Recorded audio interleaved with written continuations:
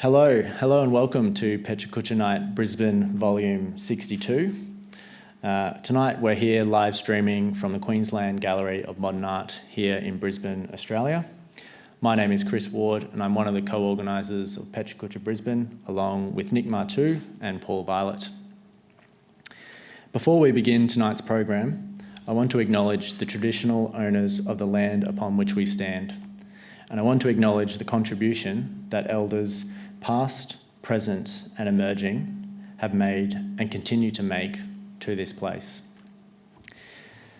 We're really excited to be back here at GOMA for our first event of 2021. It was this time last year that we were hosting our first event of 2020 with the exhibition Water on here at GOMA at the time. That was moments before we were consumed by lockdown.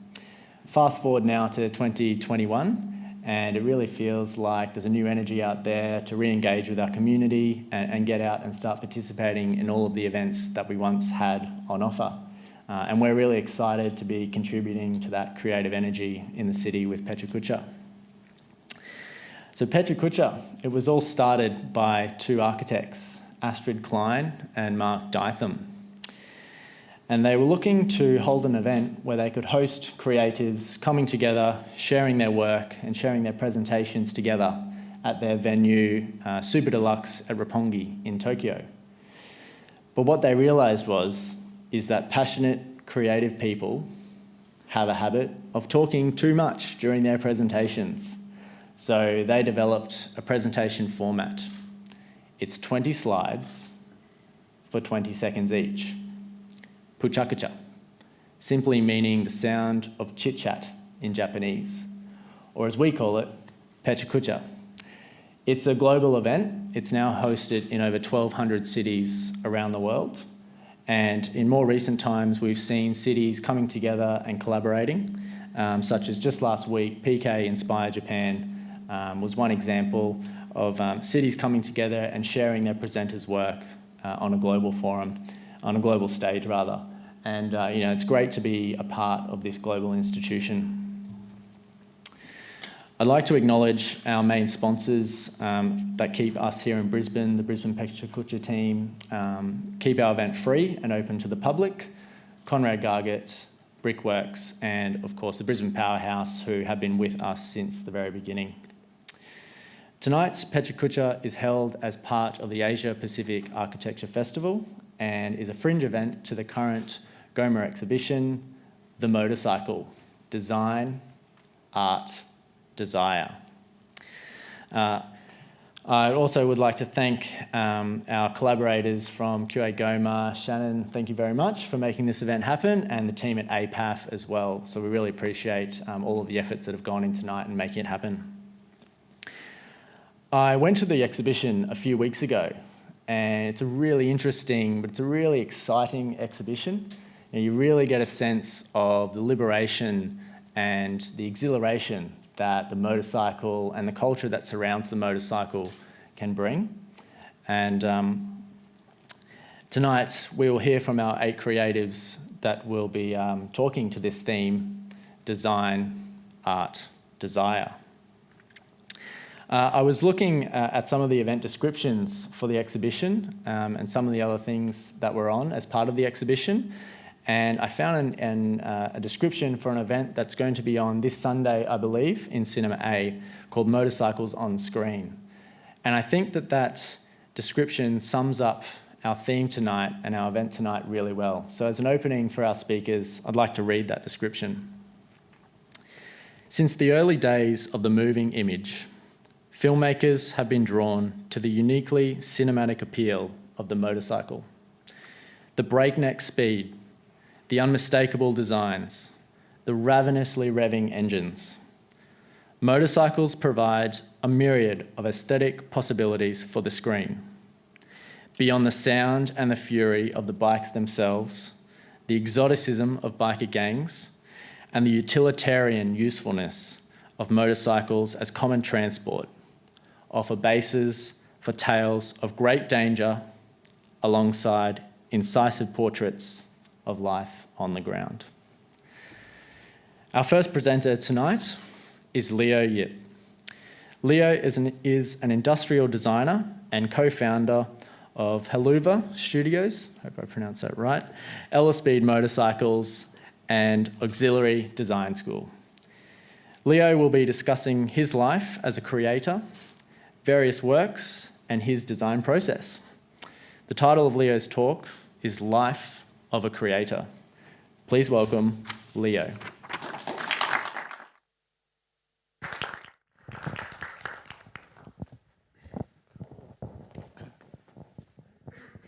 Thanks for having me. It's been 9 years since my last PechaKucha, and this is the last slide that I presented 9 years ago. And this is a picture of our space that Steve and I leased at the back of West End. It was a dingy old workshop for us to, I guess, start creating and building some creations that we wanted to build. We then turned that space into this space, and for us it's pretty much, I guess, a really good example of what we do. We take things that are kind of not loved anymore or, made for one purpose, but then we repurpose it for something else and then sort of make it nice. And what do we do in that space? We design and build custom motorcycles for people. So over that period, we've built over 1,100 bikes for people local in Australia, interstate, as well as overseas. And it's been an absolutely awesome journey so far, starting 9 years ago from this dingy little shed to where we are now. How we do it?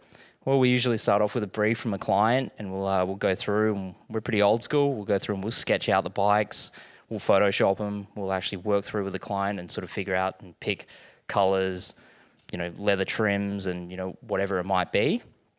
And then go through and actually make it. So we do a lot of the fab in-house, so we'll turn bits and pieces, we'll make them by hand, but then we'll also put on our industrial design hat. So Steve and I are both industrial designers by background, and we'll sketch things, CAD things up, and then have them machined as well. So, they might be CNC machined.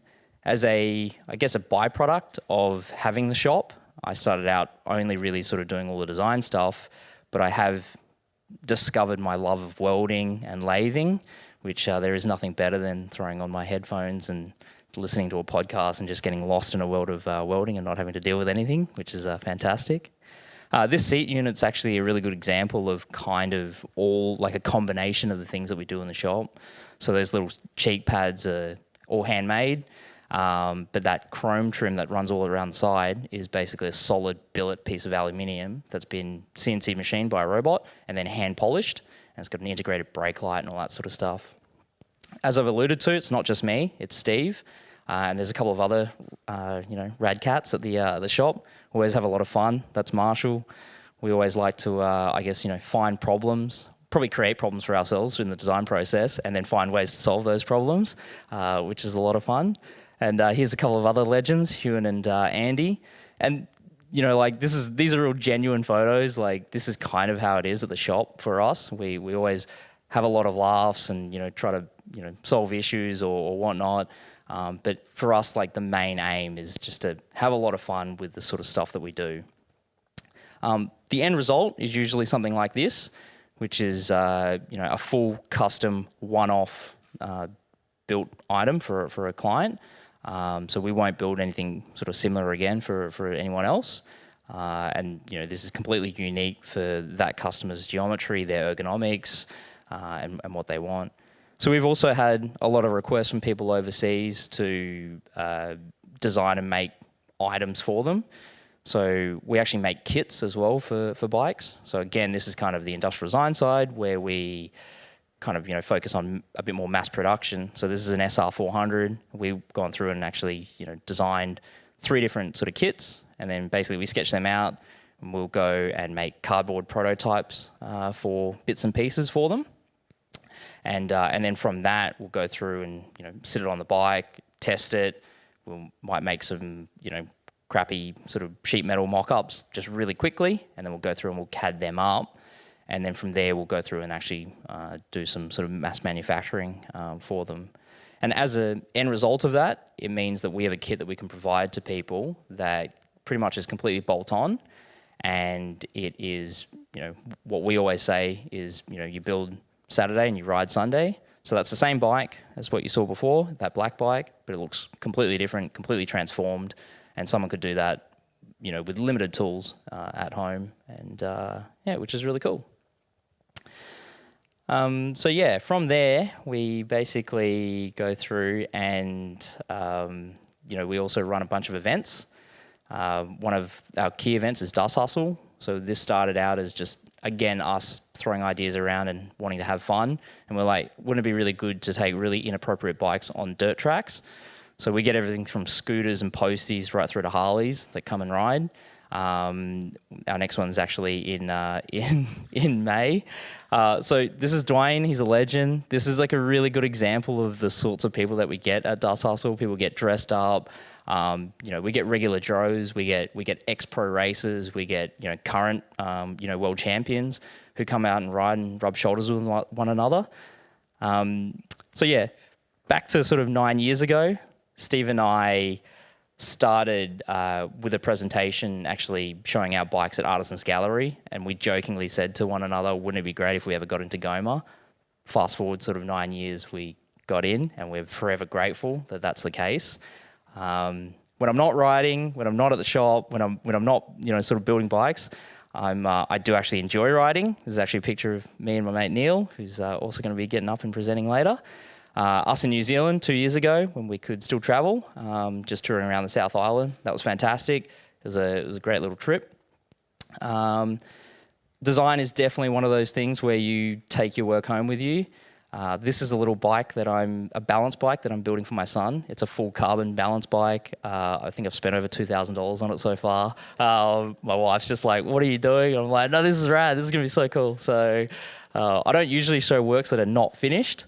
But this is also another work that's not finished. So when I'm not doing all that other stuff, I am currently renovating and building my house with the help of my mate Sal, who's also going to be presenting. He's done all the architectural work and all that sort of stuff for me, which has been really good.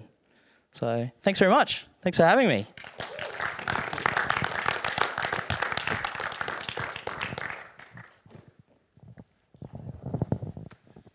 Thanks very much, Leo. I had no idea when I asked the three of you that you all knew each other and you were building his house and you went riding together. So, small world. Thanks very much. So our next presenter for tonight is Phoebe Paradise. Phoebe is a multidisciplinary artist who has gained a cult following in her hometown here in Brisbane for her iconic designs, illustrations, and installations. Phoebe will be sharing her works and experiences of a career that prioritises weirdness, variety, and creative fulfillment. The title of Phoebe's talk is Subtropical Surreal. Please welcome Phoebe.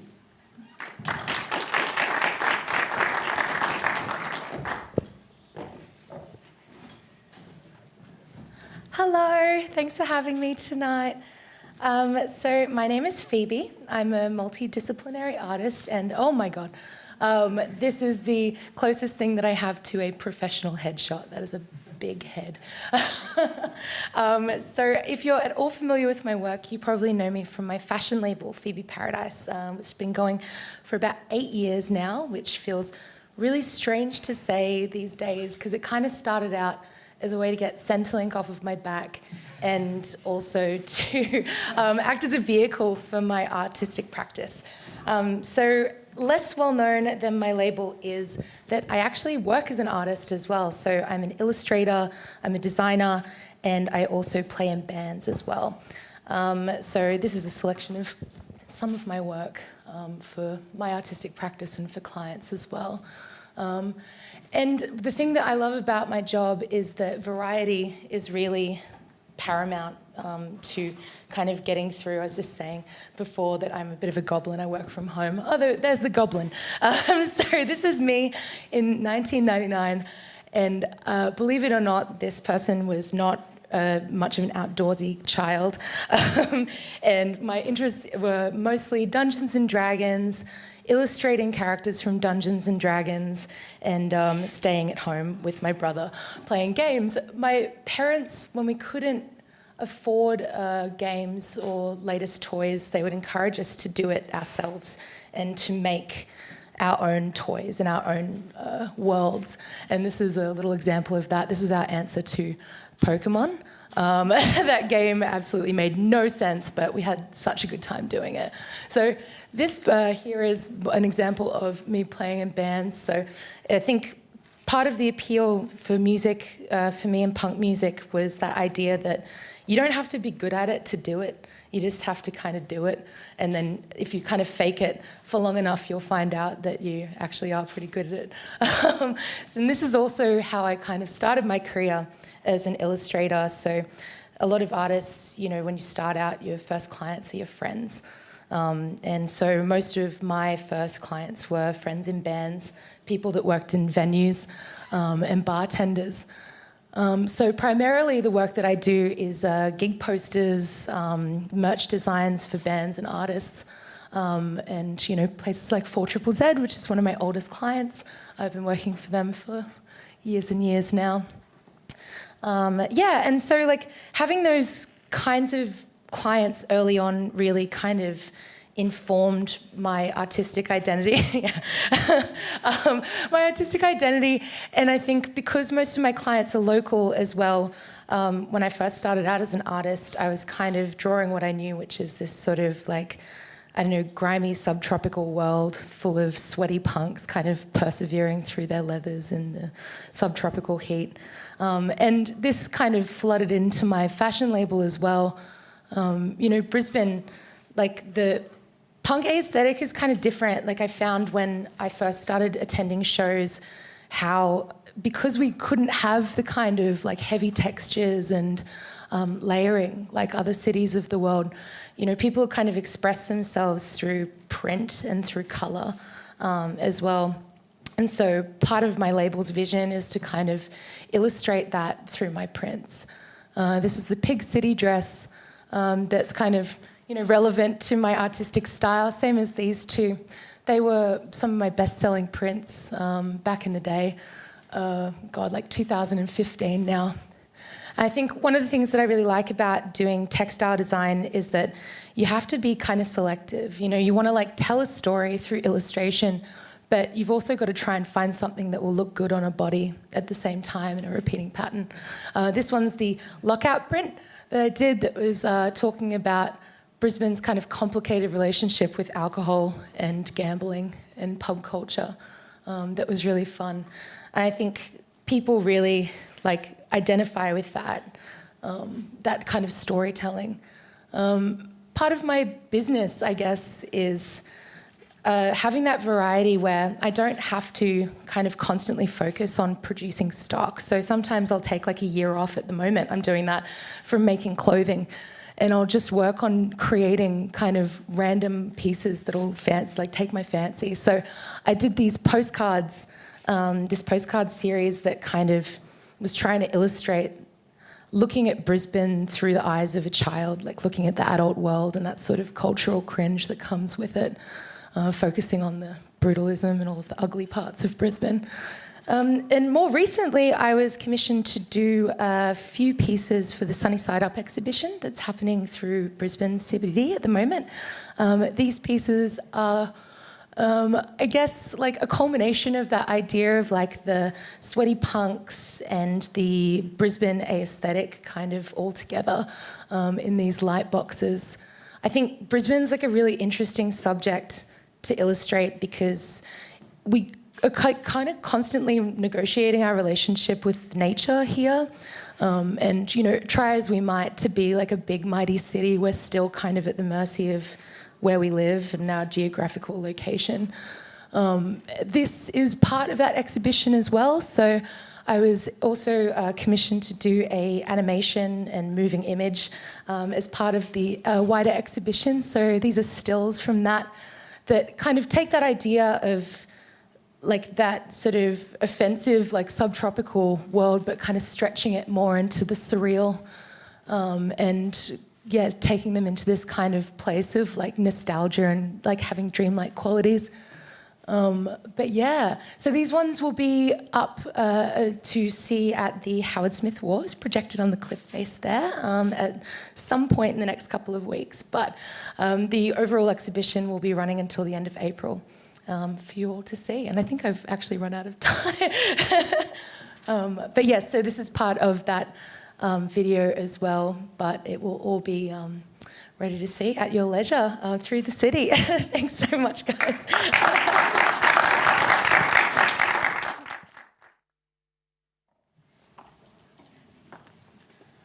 Thank you, Phoebe. I think I have my new favourite PechaKucha line. You don't have to be good enough to do it. You just have to do it. I love it. Looking forward to seeing some of your work around the city as well. It's going to be fantastic.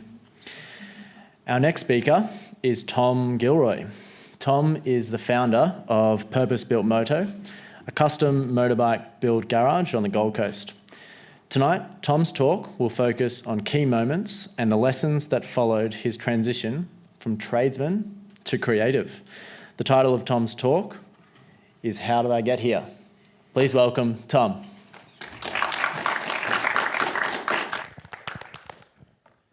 Thanks, guys. I didn't read the brief, so I bought notes. Sorry, Chris. So tonight I came in to share with you guys how I got into custom bikes, and with that I try to focus on a few key lessons that I learnt along the way, going from from tradesman to creative.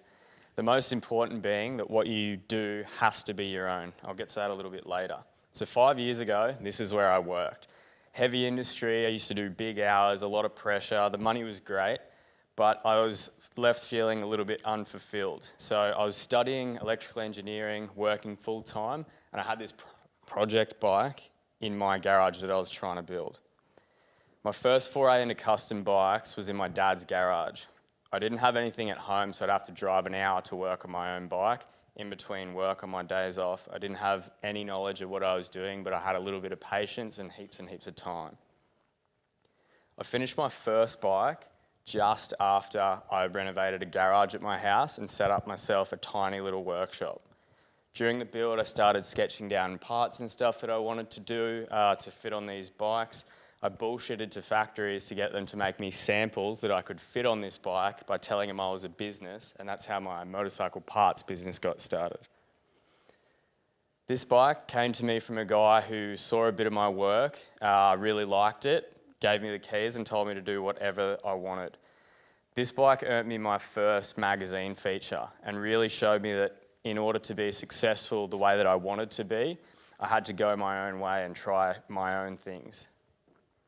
All this happened while I was still working until I met this guy, Davidson. We decided to quit our jobs, rent a small shop, and back ourselves as business owners. It helps having someone to share the ups and downs with. As shitty as it gets, it helps have someone to laugh along with you. This photo I found while I was researching for this talk, and it was too good not to throw it in there. Has no real relevance, but it's ridiculous and I love it. Always makes me smile. I think it sort of points out the unreal aspect of what I do for work by building fully grown men toys for a living. That magazine feature showed me the importance of media and how powerful it can be. So I had a couple of young guys drop by my workshop one day and ask if they could film my story, which then grew into Handcrafted, a documentary about motorcycle builders that also featured Ellaspede. What I didn't realise at the time I met these two filmmakers was just how pivotal that moment would be. Jake and Cameron and I share a really common drive and respect for each other's craft, and I look back on that moment as a really, really key point in what I've been doing. This is Jake and Cam on set for Wide of the Mark, an adventure documentary that we premiered just this weekend. So in this photo, the parts, the lights and the fenders are all parts that I've designed and manufacture for people.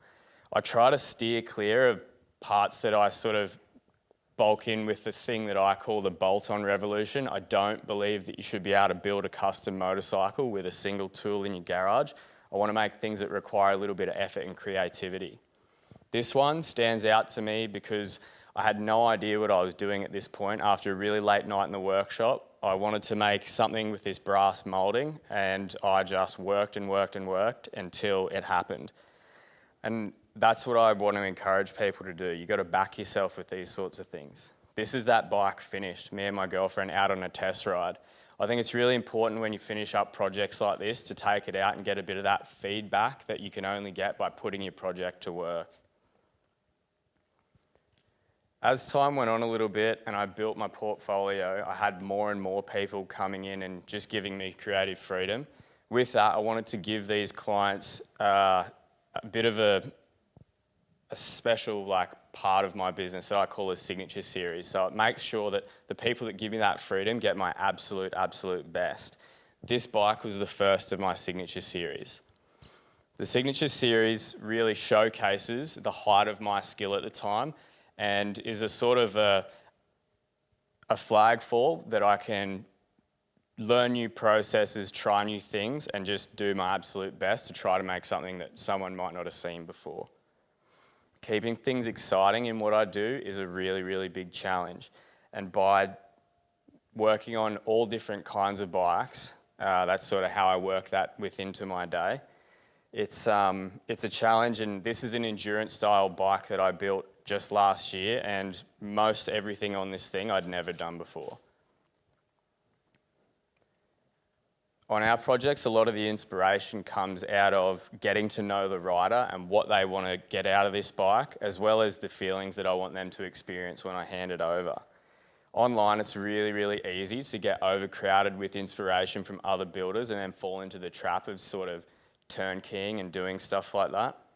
This bike, I wasn't really sure about putting it in there because I actually let it out of my garage unfinished. The relationship with the owner became really difficult, and I quickly realised how important it is for me to enjoy the process, so I had to cut it loose and let it out of there unfinished. I think the most important balancing act in what I do is form and function. It's more of an ongoing conversation within the project and spans from start to finish. And I think there's a lot of stuff that I can enjoy really easily, but then also taking in the more technical and sometimes boring aspects, and rather than looking at it as two separate things, appreciating it as a whole. In my previous life, everything was about the dollars and results, but there is a little bit of that in what I do now, trying to keep my business running and making sure my employees are looked after. But I do really try to separate that, so when I get to work, all I have to do is enjoy what I'm doing. I don't really mind what style of bike I get commissioned to build, as long as I can make something that makes someone's weekend a little bit better and enjoy myself doing that. That's what I consider purpose-built Moto to be successful in what we do, and that's the bottom line. Thanks very much for having me, guys. I appreciate it.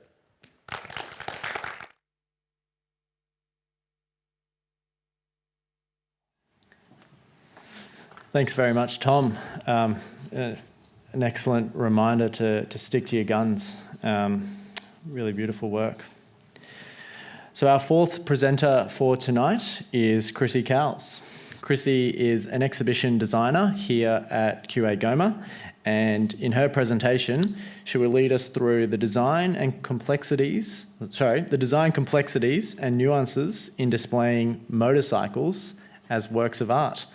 The title of her talk is The Spark and the Ride, Designing a Motorcycle Exhibition. Please welcome Krissy.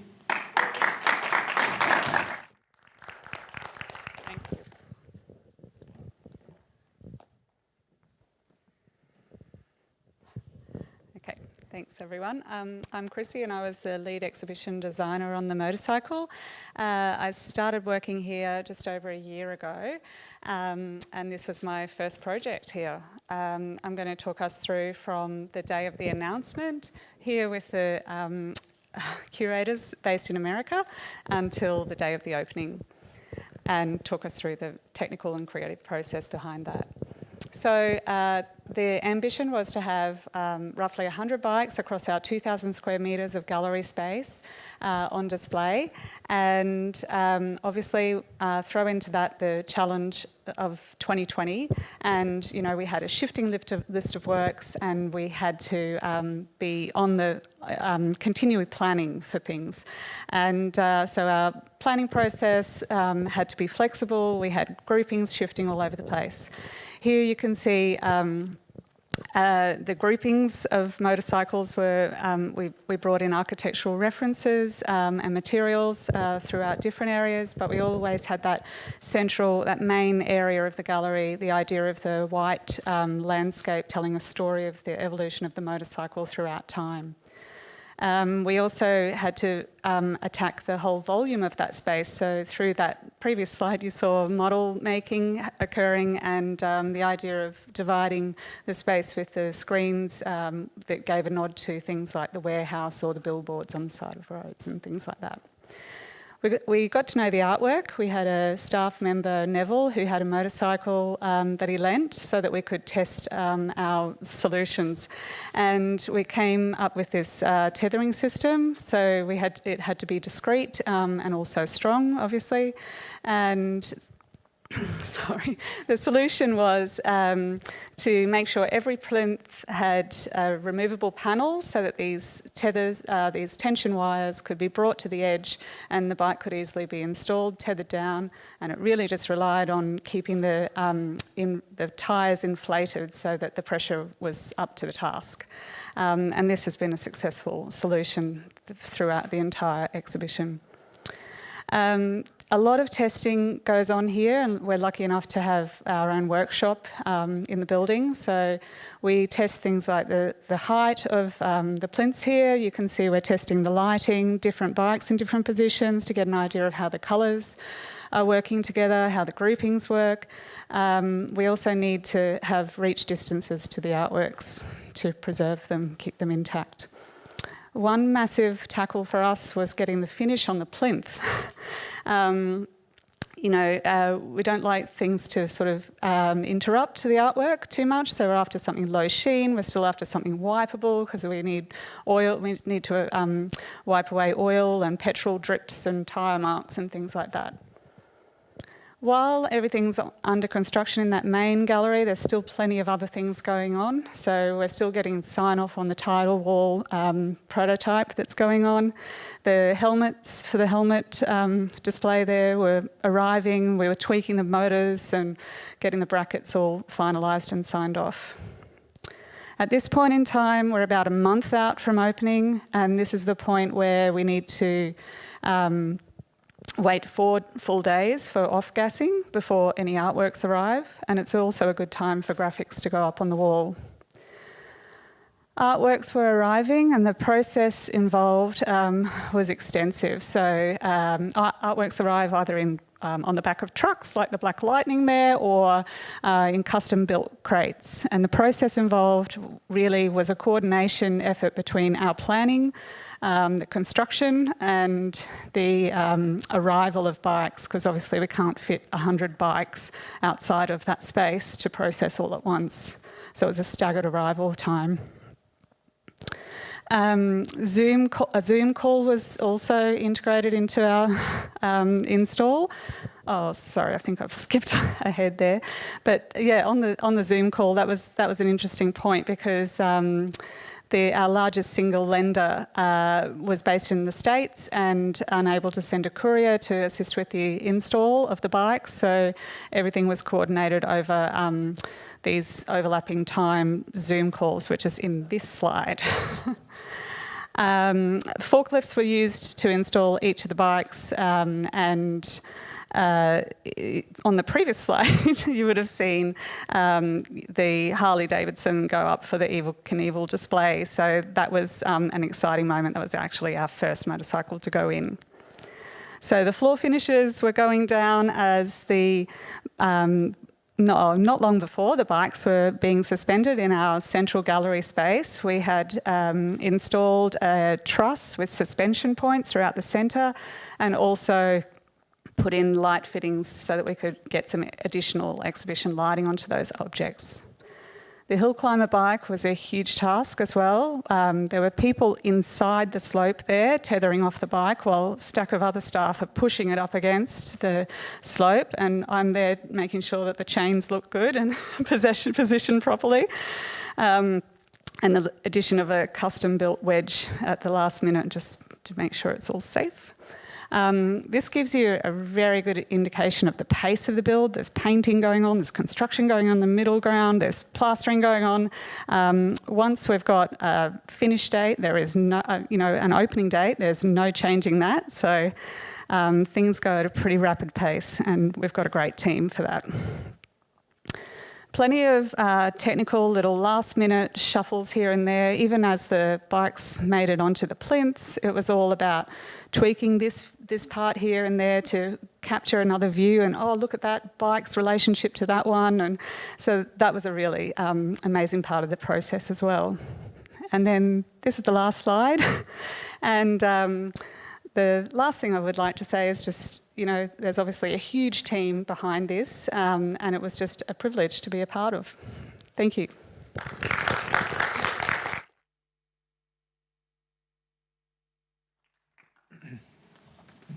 Thank you very much, Krissy. It's always fantastic to see how the magic happens. Sounds and looked very stressful at times. Could almost warrant a reality TV show just for the installation of some of that stuff. Love the Zoom call supervision as well. Our next speaker is Neil Davidson.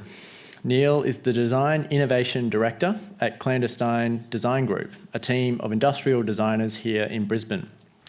Tonight, Neil will present how his dependence on motorcycles growing up on a large rural cattle property has driven his life and his global design practice. The title of Neil's talk is Life Cycles and Design. Please welcome Neil.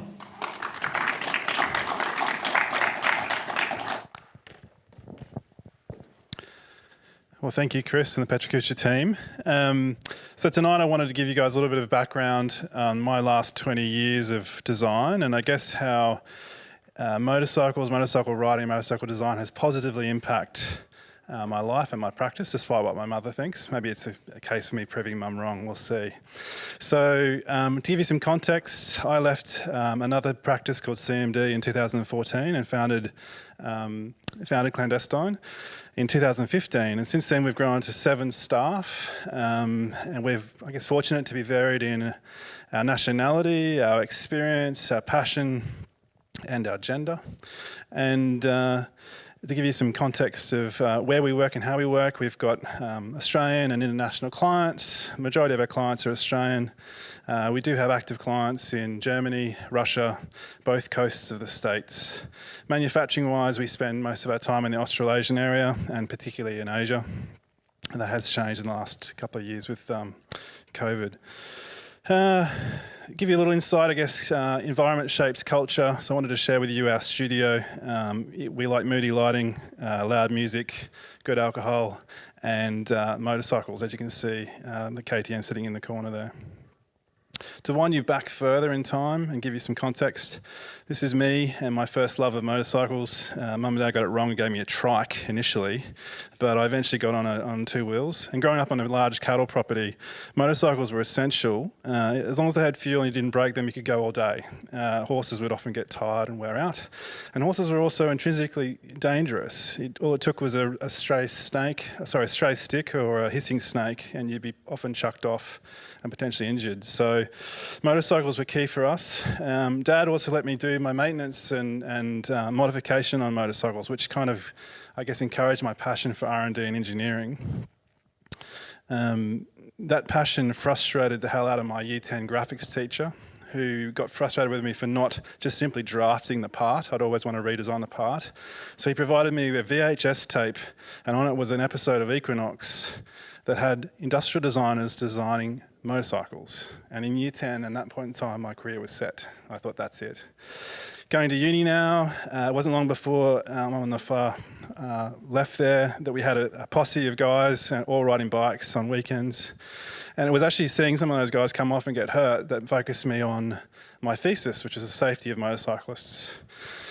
And that thesis, if we get to that point, was the presentation of the Scorpion Sports motorcycle. And it was basically a showcase to industry that proved that you could have a performance-based motorcycle, but still come up with a system that protected the rider in the case of an accident.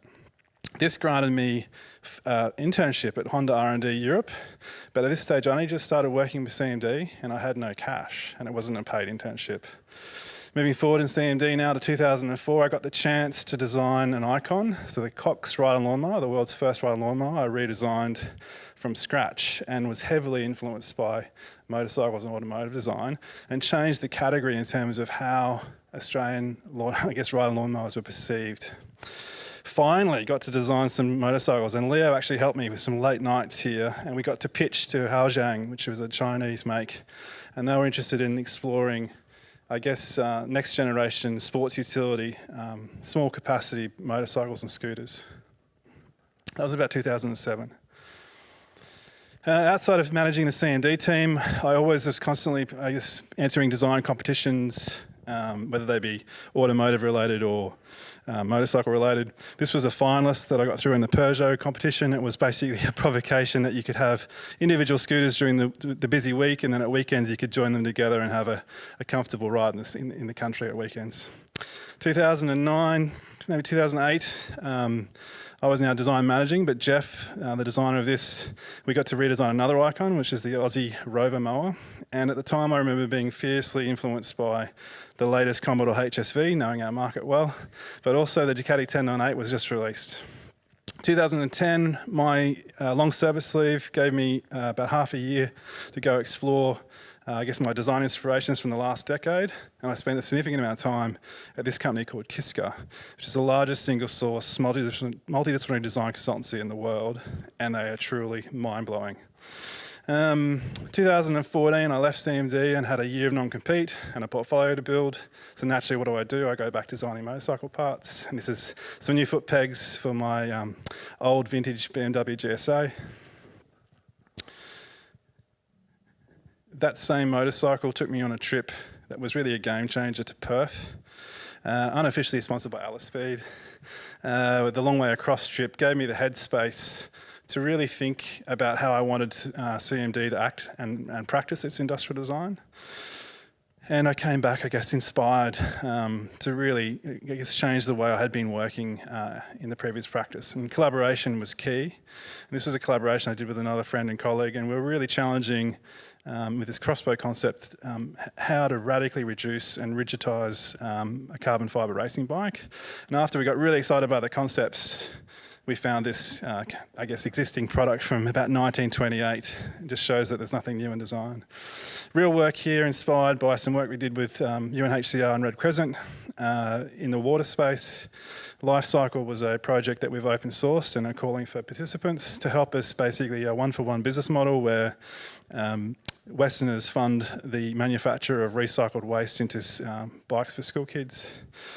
A snapshot of our current portfolio. It's everything from IoT sensors for CSIRO to advanced orthopaedic inserts to chocolate for mental wellness companies and next level racing simulators. And then to probably finish where I started, on the far left is Alexandra, Angus, myself, Sarah and Felicity, my wife. This was taken at the 2018 Design Awards, where we were actually awarded the Australian Design Team of the Year. And in response to my mum, most of this was possible because of motorcycles. So thank you very much.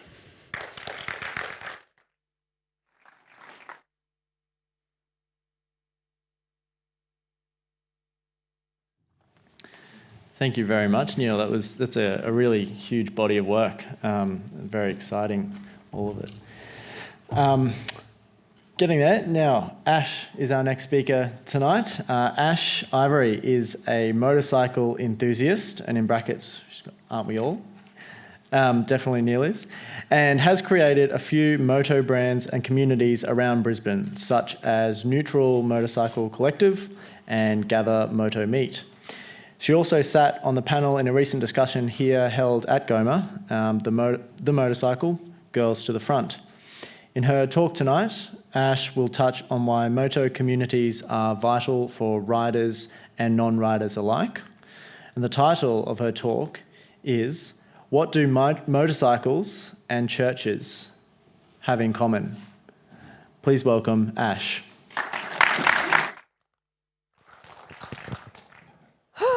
All right, this is where it started. So this is me as a 4-year-old on my dad's K100. I spent a lot of time on the back of this bike to the point where I'd almost fall asleep, or I would fall asleep. So this is where my motorcycle journey started. Oh wow, 20 seconds feels longer up here. Everyone always wants to know what bike you own, so I thought I'd just throw these up really quickly. So that's a little TU. I love that bike, rode it for 2 years, and I'm now currently on the Street Scrambler. To give Tom a bit of flack, a lot of those parts are bolt-on, mate, so sorry about that. But I love the Street Scrambler. It's a 900 and it is serving me well.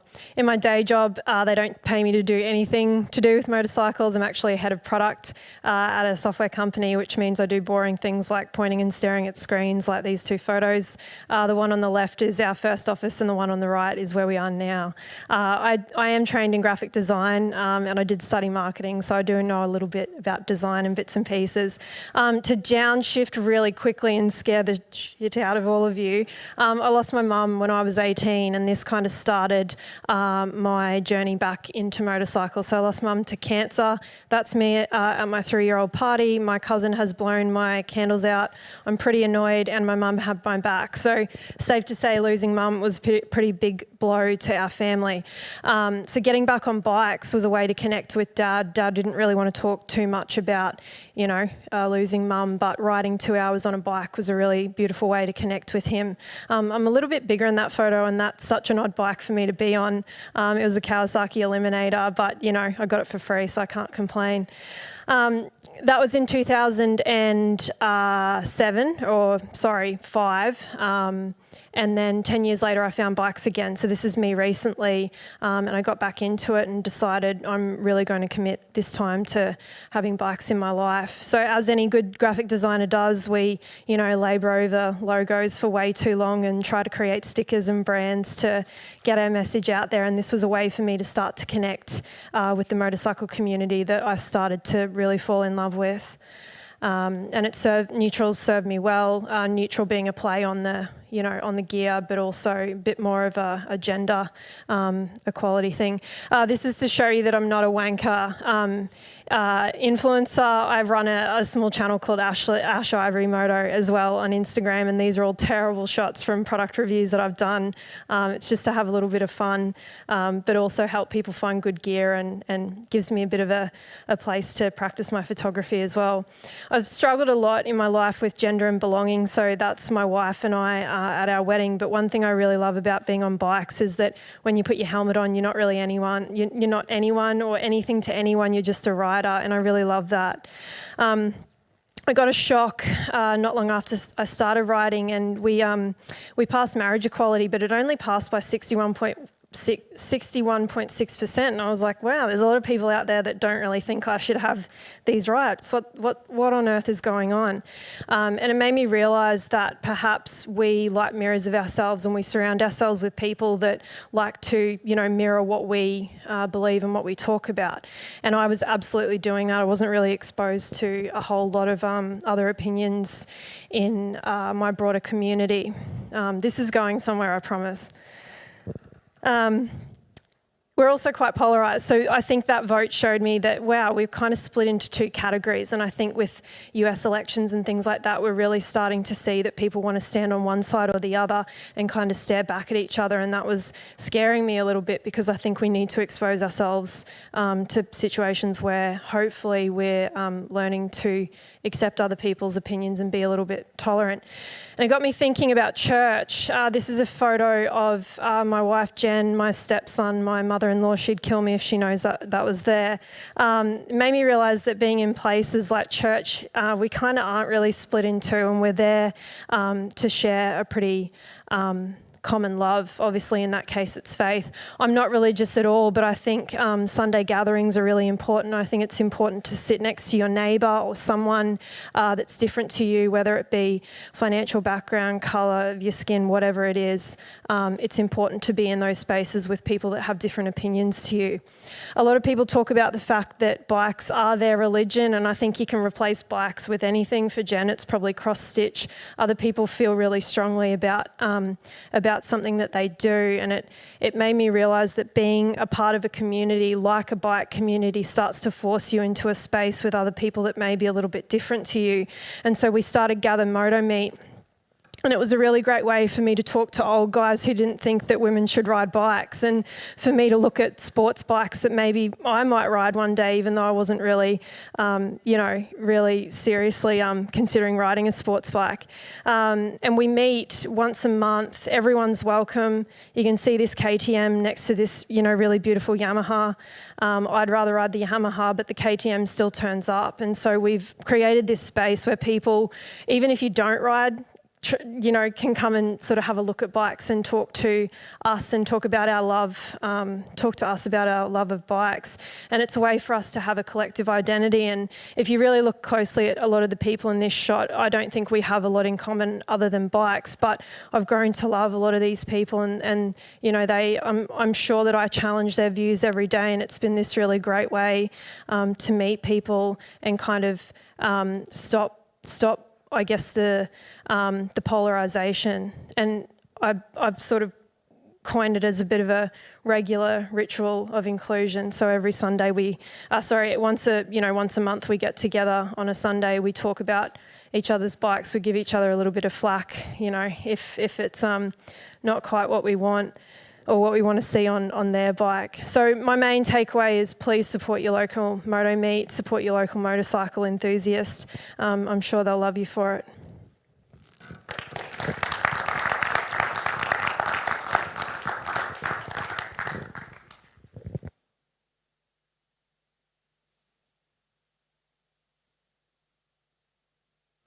Ash, I wondered how you were going to answer that question, and that was a really beautiful answer, so thank you very much. We've normally had a beer break by now, so I'm getting pretty thirsty, but not tonight. Our seventh speaker for tonight is Matthew Benson.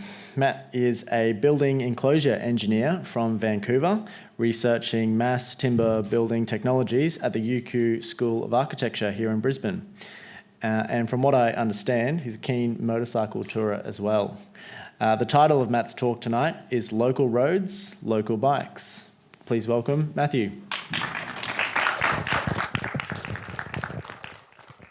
Thanks, everybody. I'm not going to bore you with any wood tonight, so we're going to talk about motorcycles. I'm also going to shift gears a little bit. What we've heard from the other groups in the crowd has been a lot of high art around motorcycle design. An architect might say we're going to shift down to the vernacular, the everyday motorcycles that people all around Asia drive, and the bikes we took to me and my two best friends across Asia on a trip through Vietnam and Mongolia. So how do you get into motorcycles? This is Dad with his 1979 Yamaha, his bad haircut, ripping around in the 70s on Canada's brand new highways in Toronto. I heard these tales growing up, as well as ripping across to the maritime provinces, sleeping on benches and dodging moose on the highway. Fast forward, here's my bike, bought it off the neighbor. He sold it to me good and cheap because he won the lottery the year before. So all of a sudden, history's repeating. He got the same bike, he got the same stupid haircut, but in the interim, someone's invented soft contact lenses, thank God, and the odometer numbers are a bit higher on my bike. So how do you end up in Mongolia? Well, bad British television. The bad influence of British television. These two shows were ones me and my buddies liked. I swear to you, we were in the basement. One of my buddies leaned over and said, we could probably do that with like less tears and stuff, eh? And so I looked at him and said, okay, all right, well, let's give it a go. Full disclaimer, there were lots of tears. So Mongolia, most people go north to south, Hanoi to Saigon. We decided to go backwards, south to north, take advantage of some of those it was easier to sell the bikes that way. The country was really beautiful, and honestly, the best part about it is you're in good company. 87% of Vietnamese ride motorcycles. So here's our bikes. They're dinky little 100cc Honda Wins. They're not Hondas, and you'd be hard-pressed to call them winners. But let me tell you, if hard kick-starting and fiddle in the choke were a sport, this tour was Olympic-level training because it took a lot of work. My favorite story from the tour was at a church in Saigon. We were there hanging around Mass. The place was packed. The courtyard was packed. All of a sudden, someone started weaving through with their motorcycle, and next thing you knew, the courtyard had turned into an off-ramp. There were guys blowing by at 50 kilometers an hour right in the middle of Mass. It was pretty crazy.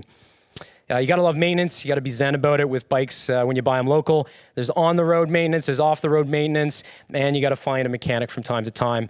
After somebody blew out a gearbox, we realized you could get them swapped out for about 20 bucks plus labor. So after that, we started running the rigs a little hotter. Yeah, 20 seconds is quite a bit. So best laid plans of bikes and men. Doesn't mean you don't lay the bike down after some unmarked tarmac had a fresh coat of tar applied. Luckily, there was a local that was walking by with a crowbar, helped us bend the bikes back into place, and garbage man came by, gave us a shot of alcohol to get the nerves back up and running. Best thing about riding local bikes is you get to eat and meet everywhere. The Vietnamese are the nicest people in the world, other than Canadians, obviously. And as a result, we ate our heads off. We ate pho, we ate everything. We brought those flags along to differentiate ourselves from our American friends. People loved them. They just, we didn't have any left by the end of the trip. Eventually, you get to love the bikes. You get used to them conking out on you. You get used to living on them. You get to the point where you're actually sleeping and napping on them like the locals, except you fall off sometimes, unlike the locals. But the bikes get you, they get you into every little nook and cranny of the country, and it's really a great time. So, Mongolia, different kettle of fish. This is a rough outline of our plan. We ripped down into the Gobi, then we went up into the Central Highlands, and then back to Ulaanbaatar. Doesn't look as ambitious as Vietnam until you find out that it's 3 times the size of France. So your tour ends up being a bit longer than the Vietnamese one. So, good idea, visit Mongolia during their National Festival of Nadam. It's amazing. Bad idea, try and source motorcycles during the National Festival of Nadam. Everybody's out in their finest doing horse archery. They're setting their little 8-year-olds on horses and racing them around the city. And they're doing this national sport called ankle bone throwing. I highly recommend that you look it up on YouTube. It's pretty unique. There's always somebody who wants to get a buck. We found a guy down by the rail yards. He sold us some Chinese Xinjiang 250cc's, real cheap. Fresh out of the box, we went home and celebrated with 2 liters of fermented milk from horses. Recommended, but not in excess. This is Ulaanbaatar, great place to cut your teeth on the bikes. It's got wide Soviet boulevards that you can rip up and down, especially when they're empty at Nadam. The back alleyways are all dirt, so you get a real feel for what's going on out in the countryside. These 250s were like velvet rocket ships compared to the Vietnamese bikes. They were really, really great. So first up was the Gobi Desert.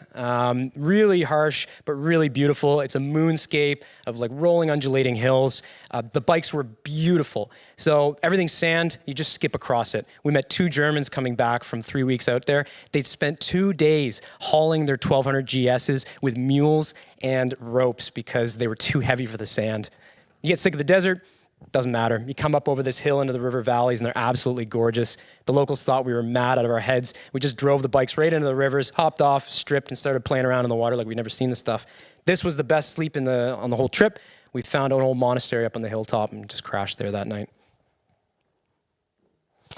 So, lots of off-roading. Lots of off-roading means you get behind on your schedules. You get behind on your schedules means night driving. Lesson 1 in Mongolia, don't drive off-road after dark. Lesson 2 in Mongolia, don't drive on-road after dark. If the potholes don't get you, the 20-ton lorries and their drivers will.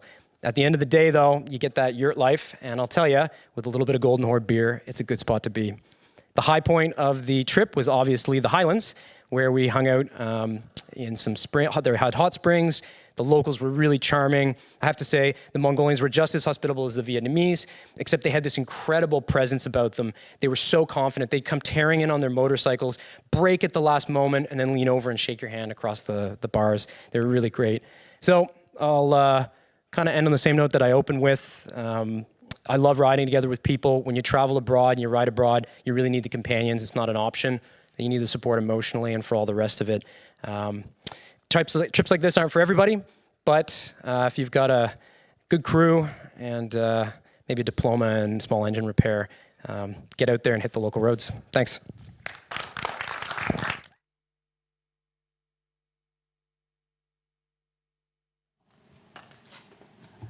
Thank you very much, Matt. That was a very exciting presentation. Definitely makes you want to get after it, that's for sure. All right, our last presenter for tonight, Salvador Farrajota. Salvador is an architect and owner of a practice here in Brisbane. An emerging designer in the residential space, Salvador's design process is driven by the urge to create aesthetically pleasing and considered spaces that hinge on functionality, characteristics that are echoed in the custom motorbikes that have become a personal passion and a recurring motif when documenting the artificial's projects. The title of Salvador's talk is, I love this is the best title of the night. Make sure you get your bike in there. I love it. Please welcome Salvador.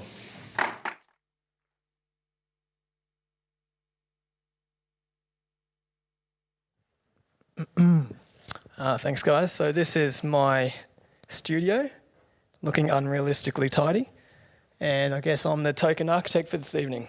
And I'm going to, in a timeline sort of fashion, race through some selected projects that have contributed to the existence of my studio to date, bringing me here with some bike stuff thrown in for fun. So 2013 or 2014, I became a registered architect and keen to collaborate with my good mate Josh Abel, an industrial designer, so that we could provide anything and everything to be designed within a space. So like anyone starting out, still working full time, a lot of long nights and long weekends were involved. So photo to the left looks like it was obviously a very productive night watching 2 games of cricket. First bike, quite a postie. Without even having my license, I took it straight to Ellaspede to get it customised. It was quite good to be on the other side of the table, being the client for once. And working with Steve on this one, we turned the postie into a little street tracker based off the existing tank we had. In 2016, this is the first residential project I did. People say don't work for family and friends. By the second project, I've already ticked off both of those. And with a few site visits every Saturday morning or Sunday morning on the bike, just to get a bit of more experience up, considering I had practically none at the time. 2016, we designed another place for some mates, a hospitality project again, a microbrewery and restaurant in Milton. And this is the first project that the bike was on the road, and I really wanted to introduce the bike as a bespoke object to complement a bespoke space and try and continue this theme through the projects that we completed in the future. Internally, on the ground level, we have the bar and the brewery with custom designed bar stools and furniture. And on the upper level, we designed the restaurant with this void that connects the bar below. And we've made this little mural that sort of dictates the facilities of the brewery below. So in 2017, I established a partnership with Zephyr Industries, a boutique residential developer. And this is his house in Wavell Heights. The postie looking quite sharp under the master bedroom in front of the garage there. And this is built around an existing house on a split level, and that stair sort of shows that. So at the rear here, we have a very open plan pavilion that addresses the existing pool on the raised level. And on the back here, you can almost see the neutral Moto long sleeve t-shirt I'm wearing. And Brad and I are trying to act natural for the photo with our beers in our hands. 2018 was a milestone year for the artificial. It was a year I took the business full time, and we had this large project on the go. Quite a large project in Ascot, quite an influential part of Brisbane, I suppose, and a bit of an opportunity to start building the profile for the company. So these are the 2 other elevations of the project. So Seeker is quite long. The western elevation here, we used a long screen to help connect the old and the new. You can see the Lamborghini in the forefront, but you can't see the poster because Andy couldn't get in the shot. It was just too quick. And then on the right here is the rear elevation, probably my favourite. So after a few years belting around the poster, I wanted to get something a little bit bigger and a little bit faster and somewhere that I could ride a little bit longer and further away. So this is the KTM Duke 390, very affordable bike, which allowed me to spend the big bucks where I wanted to at Ellaspede with all the custom design work. It's not cheap. And this is before and after. So I gave Leo a brief for this that basically wanted a black bike, because it's my favourite colour, a pared back contemporary scrambler look, and something that was mainly for city riding with a bit of off-road potential for, you know, little trips and things like that. Very happy. So 2018, more residential projects and more modelling work for the Postie. House in Hamilton. So these steep sites sort of provide an opportunity to have houses of two different, you know, personalities, quite close off to the street and really open to the rear and the views. This is a view from the rear facing, you know, orientated to the north, northeast, northwest to the city with an elevated pool, fire pit, and a real lawn that's elevated the whole thing's elevated a few metres up above the ground. Exposed concrete, a bit of a feature on this house here. Around the corner, even more crazier site in Hamilton. So again, closing off to the street and opening up to the rear. The section on the right sort of demonstrates how the suspended slabs of the 3 to 5 story house terrace down the existing slope of the site. This is a view from the entertaining level above the garage, a very generous garage, looking back at the multiple levels of the site of the house as the balcony sort of cruise up the hill, and with a natural light into the garage here, which is quite nice.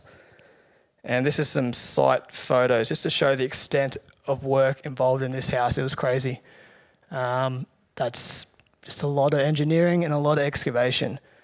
And the other photo is important things on site during COVID, and that's the very top level looking over the Brisbane River.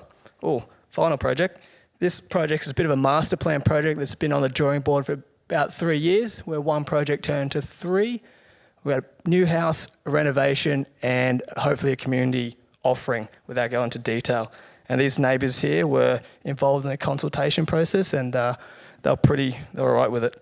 So any excuse to mix business with pleasure. This was from a site visit a few weeks ago. Another part of the brief for the bike was to have detachable luggage opportunities, which you could put, you know, storage either side, strap a swag to it, and water and petrol if need be. And my trusty moleskin, good for sketching and even better for stopping your bike from sinking into the grass. And this was me for the evening. This is where project 3 will be, just to the left here. Just ripped out the swag, didn't really do any work, just play with the fire and had a few beers. So all in all, things have been going pretty well for the Artificial. Thanks for listening.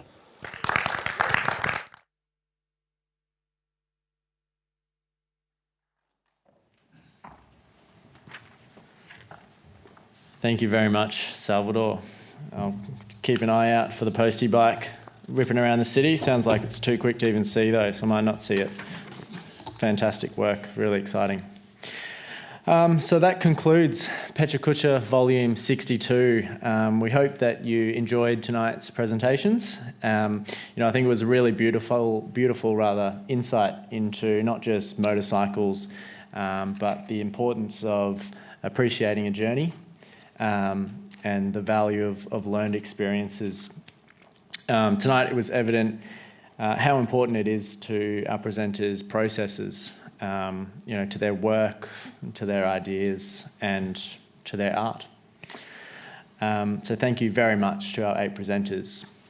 There's no audience here. Our next PechaKucha event will be on next Tuesday. It'll be at the car park rooftop above Artisan at King Street in Bowen Hills. It'll also be a live stream event, but it will also be an in-person event. So you can jump online to our website and grab a ticket. We hope to see you there. So that's all from us tonight. Thank you for listening and good night.